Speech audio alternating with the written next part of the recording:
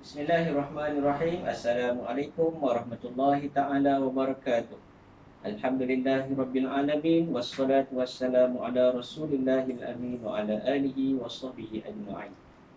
Alhamdulillah, insya-Allah pada hari ini kita akan belajar sedikit berkaitan dengan tajuk di bawah bahagian hadis. Seperti mana yang kita maklum, hadis merupakan panduan yang kedua di dalam agama Islam selepas daripada Al-Quranul Karim.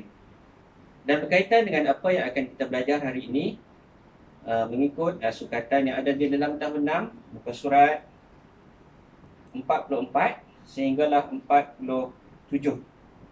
Anak-anak boleh rujuk daripada buku teks Pendidikan Islam tahun 6, daripada muka surat 44 sampailah muka surat 48.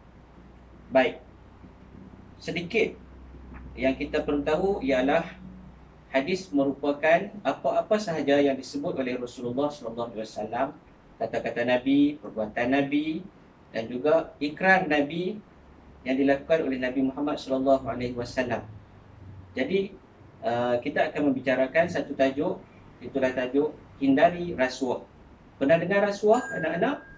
Rasuah ialah suatu pemberian yang diberikan kepada seseorang untuk membenarkan sesuatu yang salah atau membatalkan sesuatu yang benar.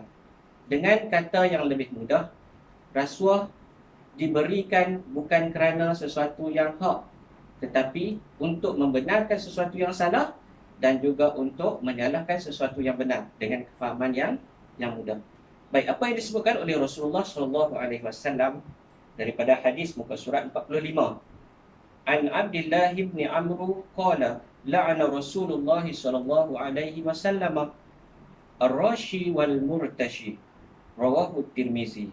Maksudnya daripada Abdullah bin Amr telah berkata Rasulullah sallallahu alaihi wasallam melaknat pemberi rasuah dan penerima rasuah.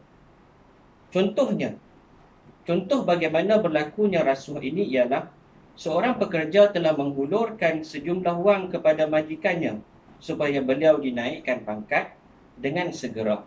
Ini bermaksud rasuah merupakan perbuatan yang boleh mengakibatkan suatu dosa dan mesti kita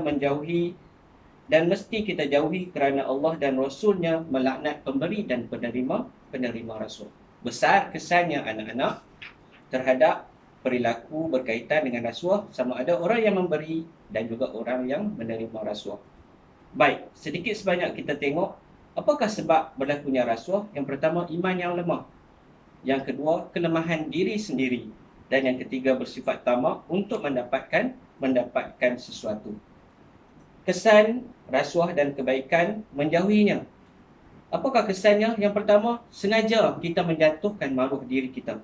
Yang kedua, kita boleh menimbulkan permusuhan antara kita dengan orang lain. Yang ketiga, sifat amanah dan tanggungjawab kita akan terabai. Tiada lagi orang yang akan mempercayai kita. Yang keempat, kestabilan sesuatu organisasi akan tergugat. Mendapat kemurkaan Allah dan hidup kita nescaya tidak akan diberkati oleh Allah Subhanahu Wa Taala. Apakah juga kebaikan apabila kita menghindari rasuah? Lawan kepada kesan rasuah tersebut. Yang pertama, masyarakat hidup akan bersatu padu kerana berlakunya interaksi sosial yang baik di antara manusia dan juga sistem kepercayaan dan juga tanggungjawab serta amanah. Yang kedua, suatu organisasi akan stabil. Ekonomi, politik dan sosial sesebuah negara dapat dikukuhkan. Dan juga apabila rasuah dapat dihindari, nescaya akan kita menghindari kemurkaan daripada Allah Subhanahu Wa Taala. Sebagai pengajaran daripada hadis yang kita belajar tadi ialah rasuah boleh menyebabkan sesebuah negara mundur dan pucat kacir. Kemudian apa yang paling penting sekali ialah kita menjauhi diri kita daripada mendapat laknat dan juga daripada Allah dan juga Rasulnya. Itulah sebagai kesimpulannya untuk pada minggu ini. Jadi sebagai tugasan untuk anak tahun 6, diminta untuk 6 bitara dan juga 6 bistari untuk menyiapkan tugasan dalam buku aktiviti pendidikan Islam, bahagian hadis tajuk bahaya rasuah. Jumpa lagi pada minggu hadapan. Terima kasih. Assalamualaikum warahmatullahi wabarakatuh.